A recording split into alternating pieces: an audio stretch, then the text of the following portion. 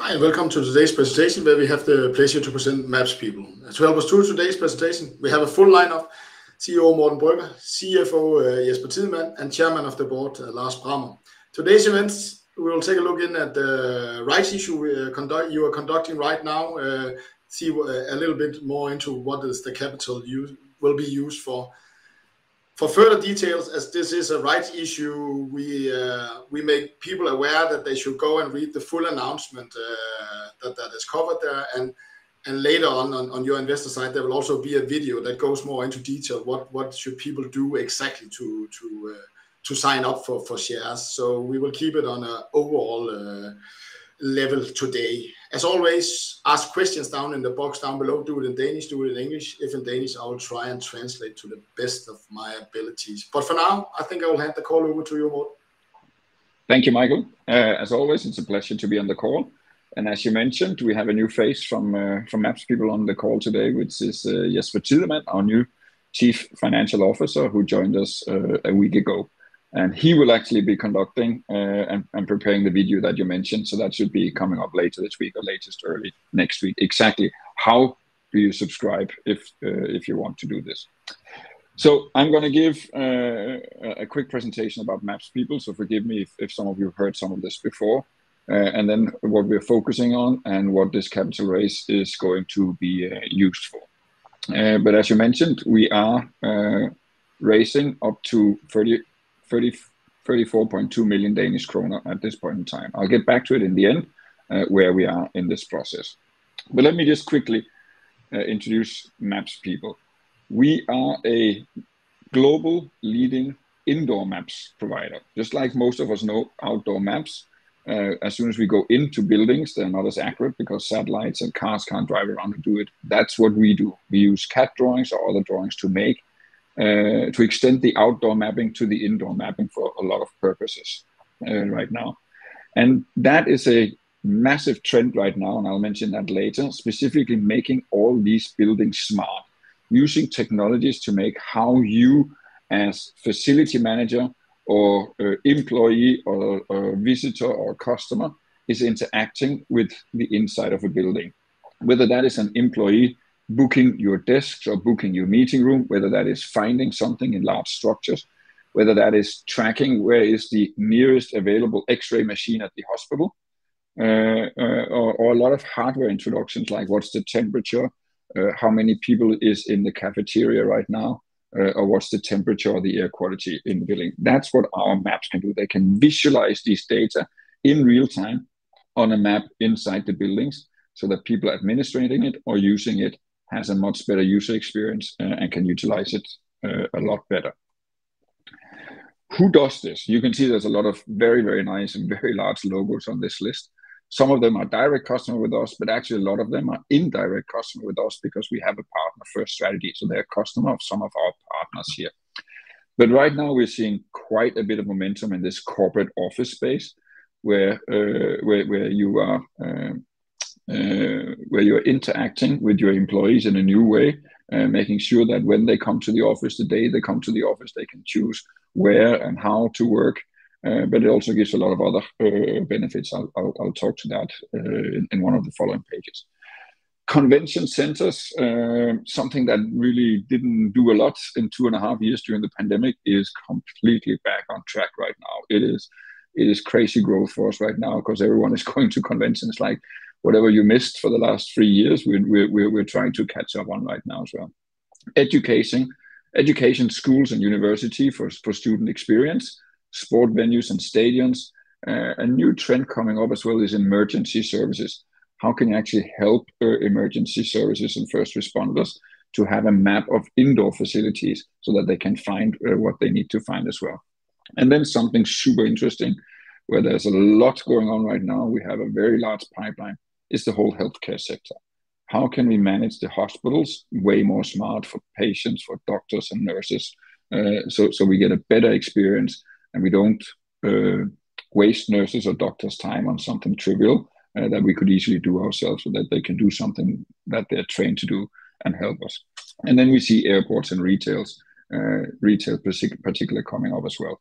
So you'll see there's a lot of different verticals that we're working with and our partners are working with. And here's a little bit about how do they look at this moment in MapsPeople. Now, the technology, and this is where we claim to have the world's most capable indoor mapping technology. It starts very simple. We use map technology from like Google or someone else. And then on top of that one, you start adding different layers on the map. We can now add 3D floor plans, so you can see the inside in three-dimensional. We can put network groups on it as well, so you can find out. Then you can put static points of interest in, where's the bathrooms, where's the elevator and stuff like that. And then you can start putting different objects in, both in 2D and in 3D as well. 3D is the new big trend that we just launched. Like put desks and put meeting rooms and put chairs in, and then you can book that. And then on top, we have this dynamic integration layer so that you can display the status. Is this desk at the office available? If it's red, someone else has taken it. If it's green, then you can book it. So you can actually visualize that in real time. The same with the different sensor element as well. And again, we're seeing these different kind of smart building functionalities where you integrate different software solutions or different hardware solutions into this indoor map and this technology stack that we're delivering. And we're seeing that across all these different verticals. Here's a good example. Fairly large US-based bank. They had an issue post-pandemic. They found out that employees did not really intend or like to go back to the office 5 days a week with all the commute and all the travel. And if people are only coming to the office 1, 2, or 3 days a week, you cannot really have your own desk. You then need to basically pick a desk for the day that you're in. And they made this whole employee engagement, which included you can book a desk and you can book meeting room from an application on your phone. And they asked MapsPeople to build all the indoor maps that goes into that application and make sure we have these real-time integrations. So this means as an employee, you will say, on Wednesday, I'm going to the office. I like to sit next to Michael. Where is he sitting? I have a table that is available next to Michael. It can even guide me to the right table. So you pick a building, you pick a table, you can pick a meeting room, and then you book it. And it can even show, is this like a desk that can go up and down? Is this a desk who has 2 screens? Because I need that because of what I do. So you can show what kind of desks and all that stuff that is available. And this gave a much better employee engagement. And on the other hand, it also gave some other benefits because the enterprise starts understanding how many desks do I need in these buildings. And if I don't need as many as I have, you can start actually adapting the real estate to the reality and what the demand is for it, right? Well, this location, people don't like to work. Why don't we get rid of it? And then we basically stay in the ones we are. So if you have excess capacity, then it gave them information on how they could adapt that. And that became a very, very large amount of potential savings here as well. So this is a fairly big market, right? Actually, it's getting a massive market. Not many markets right now are growing at the rate of this one. And you can see that the consensus about the calculated average growth rates on this market is 45%, growing to a fairly large set of around $55 billion by the end of this decade here, right? What we are doing in here, and again, if you look at some of the analysts, I like Gartner because they cover this very well. The use cases where you use an indoor map is actually the use cases we are perfectly positioned to cover and help our partners that makes a lot of these applications to cover this, because the technology in our maps can do this. Whether this is asset tracking, I used the example of the X-ray machine at the hospital because my wife has just been at a hospital and they needed an X-ray machine. They were like, where is the closest one? But these are actually examples that are getting deployed right now. It can actually also be people tracker. Where is this person with this specific skill sets and how do we get him or her where they need to be? You can see occupancy. Is the meeting room occupied even though no one has booked it? Then we can auto book it. how many people is in the cafeteria. If it's red, then let's wait because the lines are long. So you can start seeing a lot of that stuff as well. We can display this in 2D and 3D, which is becoming extremely important, specifically 3D when we are moving forward. And not only new buildings has to be built according to new regulations with zero emission, but also when old buildings has to be retrofitted into zero emission. The clear requirement is if you can have a 3D map inside, then it's going to be much faster to figure out how you retrofit it to comply with regulations as well. We provide for the wayfinding, and we also started providing for what we call last mile delivery, helping someone who has to deliver packages from outside to inside optimize how they plan that route. Morten, you mentioned 3D many times, and my first, naturally, in this week when Apple launched, and I know it will, there will go a couple of years before the augmented reality glasses will be normal. But if Apple does it, everybody is expected to run around with that, 3D moving around in the world without being there. Do you see some potential here for your company? And I know, especially when Apple now launches this for the first time, right? They must be going for making this a big market. Yeah, I think it's like the goggles that you have, I think is most for gaming and some other things right now. I don't think you're going to put them on and walk around the town, right? I think it's more like when the smart glasses get there, but I think we still have technology issues about power consumption in glasses and that they don't get so warm that your eyebrows are burned off.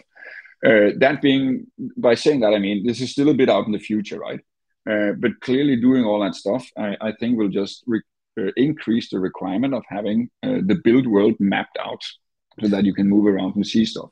It's hard for me to see that it's going to be anything but good and supporting for our business going forward. But I have to admit, I still think it's a couple of years out in the future. Perfect. Right. But again, all these trends we're looking at here, as I said, it's already a massively growing market. But starting in Europe, this will be catalyzed by these regulations around making sure that the buildings that we're working in and whatever we're doing has to be zero carbon emission, new buildings by 2030. And then after that, we have to start retrofitting all our buildings. That will require a lot of these smart building technologies, and these smart building technologies very often requires an indoor map, just like the one we did with the technology stack we have, where you can basically say where are different things, and you can see status or results from the exact location of that. So this will absolutely be another pretty good thing for the technology that we're bringing to market. That's also why when we're looking into this one, what is it we're trying to focus on right now? And you have to understand that clearly all these smart building capabilities, it's not all these applications we don't do. We have a primary go-to-market, which is partners, and the partners are building the desk booking thing. The partners are building the asset tracking thing for the hospital. The partners are building the applications for the sport venues, but they all need a map. And that's a very complicated technical thing to do. So they all turn around, who can do this for us? Who's the world's best to do this? So this is where we're going out. We have partners for convention centers, for healthcare and hospital, for sport venues, for employee engagement, desk booking, meeting booking, and also for the last mile delivery right now. So this is what we're focusing on, making these buildings smart through our partner channels. Then I'm actually going to speak to point 3. It's not because I forgot number 2. I just think it's a more logic way to do it. That being said, that trend that's going on with all these different smart building functionalities that all requires a map, that will change the business model going forward, in my opinion. Because right now, a building may need, we need all these sensors, we need these asset tracking, we need this map, we need these booking things. And then you have a lot of different applications, and each of them have a map. That means you end up potentially having 3, 4, 5, 6, 7 different versions of a map over your building. That costs money to build, and that costs money to maintain every time you change something. So clearly the marketplace idea and what is in demand from our partners is fundamentally one map that serves all the purposes. And that's exactly where the technology stack that I explained a couple of slides ago from MapsPeople is excellent, because you can actually have multiple use cases on top of these maps. And that means that if you can do that, we will be able to make existing partners happy, and we will be able to attract new partners, because we can help them get access to existing maps very fast and at a very competitive rate. And by doing that, we think we will also attract more partners to it. So it's going to be a very positive loaded thing, because everyone in such a business model, an ecosystem as a marketplace, will benefit the end customers, the partners, and MapsPeople. And that leads to number two, because we have been investing quite a bit in what we used to call automation, which is machine learning capabilities, that if you give us the drawings, the CAD drawings of your building, then we have machine learners that can convert that into a map, but we automation. So every time you change something, then we can actually make sure that these changes automatically gets integrated and adapted into the map, and a new map is posted and displayed into the application.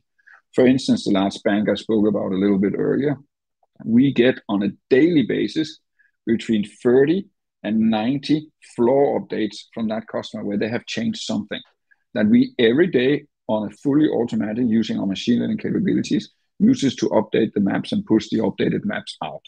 And clearly that allows us to maintain and update maps at a very, very competitive rate, because the machine learning is doing that. Changing that into maps in minutes is, we're trying to build that technology that has made us efficient and productive into a product. We absolutely believe that there is a market for that product out there, and that's what maps in minutes means. How can we use that to help not only ourselves, but some of our partners, potentially even some of our competitors with this technology as well. So that's the maps, that's a maps in minutes that helps drive production and maintenance cost down for this industry. And that leads to this page, number 8 here, which is fundamentally what are we going to do? And we have initiated tests about this marketplace. We're doing that with the acquisition of Points Insight we did, because there we actually own the maps of more than 1,800 shopping malls and 300 airports. And we're now basically making that available into our partner ecosystem. And we do have existing and new partners where part of the dialogue of changing their contracts is to move towards this marketplace as well, that we think is super relevant. 30% is really around the technology, finishing what we've done on the 3D, making sure this automation capabilities we have is going to be built into a product, the maps in minutes. And then we have a good chunk of this is actually continue to invest in our partner channels and our partner ecosystem.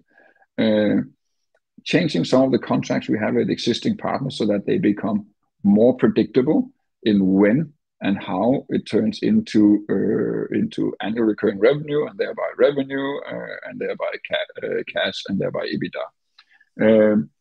So these are some of the things that we're working on right now. We do have on that side more than $30 million in contractually commitments from existing partners, and we're working hard with them to see how we get that utilized in the next 6 to 12 months. It's going fairly well.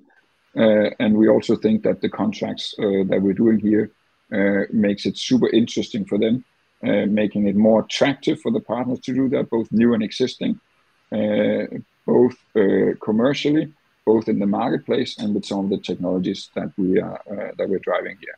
But the main point for the company from a financial point of view is that it becomes significantly more predictable on how the partners will grow, when they will grow, and when they will renew. So it's going to make our business more predictable, which my new colleague Jesper likes. I actually likes it a lot as well. And I'm pretty sure people who's investing in MapsPeople prefer predictability or higher level of predictability as well. So what is that going to do? it's going to turbocharge our invoiced and delivered ARR in the coming time. You will see that we're expecting to grow a little bit more than 130% this year. We've guided a range of 77 to 87 in our ARR. And ARR to me is one of delivered and invoiced ARR is to me one of the most important metrics that we're going for, because since the vast majority of our customers are prepaid 12 months upfront, some even longer, it indicates how much cash is coming into the business. It's an early indicator on how it turns into revenue, and thereby it's an early indicator on how it will impact our EBITDA. And as I said, here we're expecting to grow more than 130% in 2023. Q1, which we just announced not that long ago, we grew 5.4 million alone, 5.3 million more ARR in Q1 alone. So in the first 3 months of this year, we grew 5.3 million in our annual recurring revenue, which equals a 16% growth over where we were at the end of Q4. We also, in connection with the capital raise on May 3rd, announced that we had reached 48 million in ARR, which includes the acquisition of Points Inside. So we are very well in the progress of some fairly significant growth, I would say. Growing from 33 at the end of last year to 48 is already more than we've grown in the last 2 years. So we are well on track with this fairly ambitious turbocharged growth plan. And following this plan, it will actually make our operations cash flow positive in 2024. So that's a little bit how we look at that. And that growth is also what is going to have a fairly significant impact on our EBITDA into 2024, where we are going to be around break even or profitable on the EBITDA level as well. Now, these are the things that is going on. These are the things that we are working hard on and some of the initial results on this. And this is the main purpose of this capital raise.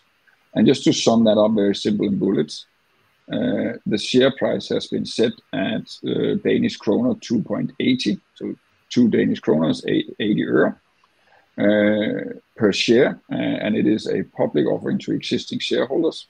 We can raise up to 34.2 million Danish kroner. Existing shareholders get 1 preemptive right per share that you have today, and it requires 5 preemptive rights to subscribe to 1 new share. We have already secured a good part of this offer with some guaranteed commitments of 17.8 million, or more than half of the maximum we can raise, from Blad Invest, from management, mainly Lars and myself. And we have, which is also super important to us, some committed participation from some of our large existing shareholders, Bank Invest and IFO, formerly known as Vækstfonden, of additional 7.9 million Danish kroner. So that means that the total guarantee and commitment at this point is already at 25.6 million, or 75% of the maximum raise. The subscription started today, I believe, and it is the 8th, right? Yes, it is the 8th. And it will end on June 21st at 5 o'clock in the afternoon, Central European time. So this is just the highlights of this. And then, as Michael said at the beginning, my new colleague Jesper is going to work on a video that we're going to make available on if you already is a shareholder and you would like, which I hope and encourage, to participate in this round, then how exactly are you going to do this? I think that was me speed talking through this, Michael, so we have time for questions. Perfect, yeah. But let's jump to the questions, Morten and Jesper and Lars. Are there any lockup agreements on the new shares by the large investors? No. There will not be a lockup on any shares. There are still a few shares from the IPO that is on the lockup, but there are no arrangements about the lockup on new shares. Perfect. Can you elaborate on how the prepaid platform license model work with your partners compared to before? What is it that is really changing by being a prepaid versus the old model? Yeah, I can do my best. It's complicated with partner contracts like that. So fundamentally, how it used to be up until very recently, a partner would sign a contract with us where they committed to spend a certain amount within a time frame. But there was no regulation when does it really start and when does it end. They just had to initiate that. So this means if a partner gets one new customer, they could watch the end of that contract. And we didn't really know when the revenue was coming in. What we're trying now to do, both making it attractive from a commercial, from a technology point, but then also this whole marketplace with these partners, is that this will be more like a more traditional SaaS. It's actually a PaaS, platform as a service license. Meaning that you buy a license for a certain amount of licenses. That could be amount of desks, amount of end customers, depending on the partners. And those licenses will have a start date and an end date. And that means that is very traditional for selling software or as a service. When it has a start date and an end date, then you can start recognizing the revenue. And then it's a very traditional SaaS model where you pay upfront. Most of our customers pay 12 months upfront. I guess then the maps in a minute, there is a reason why you are investing into that, because I think to do a PaaS model and recognize revenue, you must be able to deliver that pretty fast because the customer now demands, I start using this, I have paid to get the right to use a certain amount of your services. I want that now. Is that correctly understood? That is now it gets very important that you can deliver the maps in very short time frame. Yeah, I think the automation and machine learning has been very much about how do we build and deliver these maps in a very fast and efficient manner. But for large customers like the ones I spoke about, it's also the maintenance of the maps, because they have so many frequent updates. And if you need to put people behind that, it's just never going to work. So you need to make sure that you have some machine learning capabilities here. The vast burden, as I said, this particular customer has between 30 and 90 dates every day, every single day. And you see, that needs to be automated. That's why it's very important on the efficiency side as well. And that's where we're getting to the point where our capabilities, in my opinion, that's what we're looking into, is that we need to make that into a product where some large customers will pay for it. But I think that there are specific partners who could use this technology as well. So this is what we're looking into. Then there's a question. Who owned a map when you deliver to a customer? The question is related to the marketplace initiative. Yeah. If you own the map, I guess you can put as many partners in and using the same map and get more money from that map.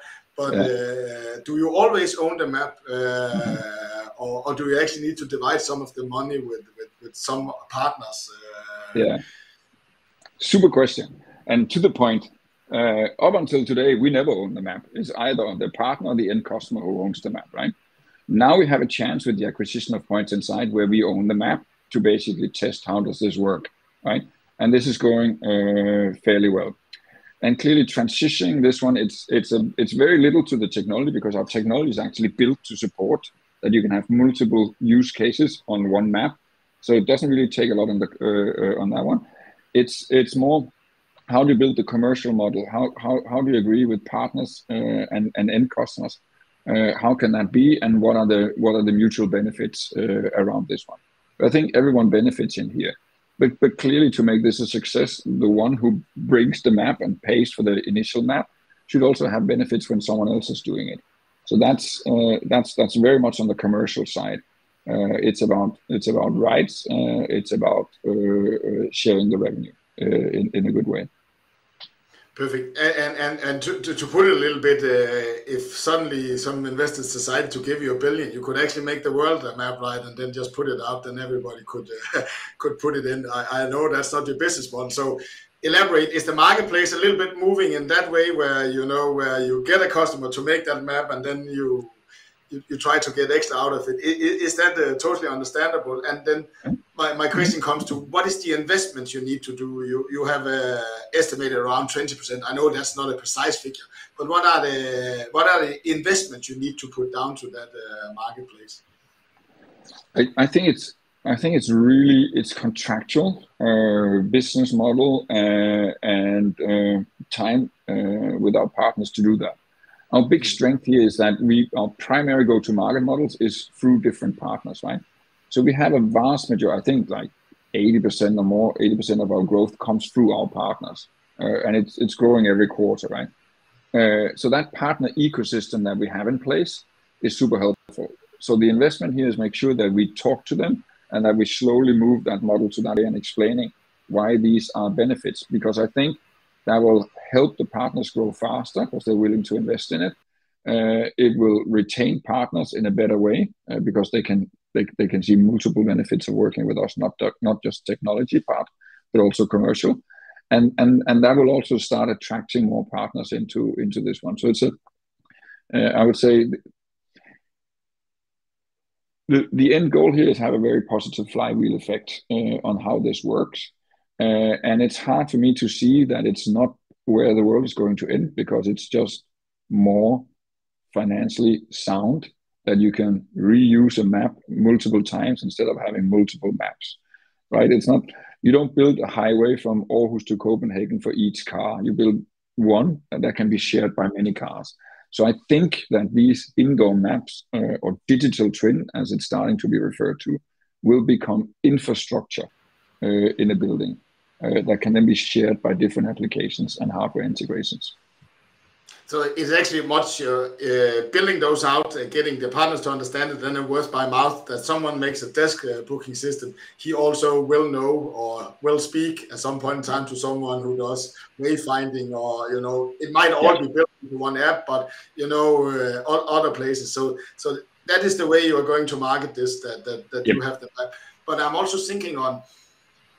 What we have discussed earlier on is this, that there's a consolidation where the people making the apps are buying up the map makers. Now it must be really important for a lot of app makers that someone is self-independent and supporting that, or is that because that or else it's really going to be a locked world. I don't know how you see that on the consolidation, or a lot of your not a lot, but some of your customers has been bought up by the app producers. So is that a good way to say that they should look after you, the people who make those apps? We want to be very good at this, right? And when we talk to a lot of partners, right, there's so many partners out there, and the ecosystem is getting so big, and they cannot all do this themselves. Because it's difficult, it's expensive, it costs a lot of money to do this, right? They need specialists for this. So I think that's the right way.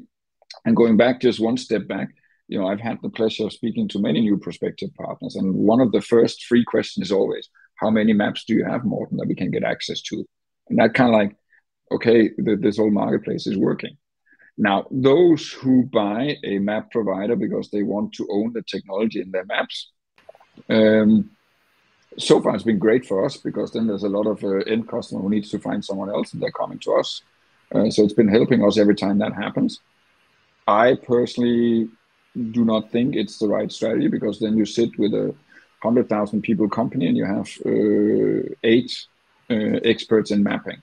That will not make you the best in the world, right? Then it's better to source this outside, and that's our strategy: to be better, more efficient, with more functionality, better quality, better visual expression in the technology stack that we have.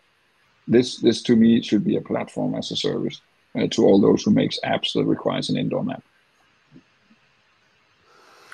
We have a request, and I pressed it out about whether we could start doing it on Danish and maybe keeping the level a little bit down, so understand. So I think the video that will come out on how to participate in this rights issue will be in Danish, and I will take the person's notice here and discuss that with you, Morten, and Lars, whether we should do some of the presentations in Danish. It's always, if you have a broad investor, then it's the easiest way to do English. But I know, of course, you have a lot of Danish investors, so I will take that within. It's now noted out here. That was the last question we got from the audience. On, as always, as I mentioned, there will be a video, I think in Danish, that shows you how to do the subscription, and we have noted that. And also make sure that you, for details, read the announcement you sent out, which in details really puts out all this. So thank you to everybody for listening in, and thank you to you three for participating in this presentation.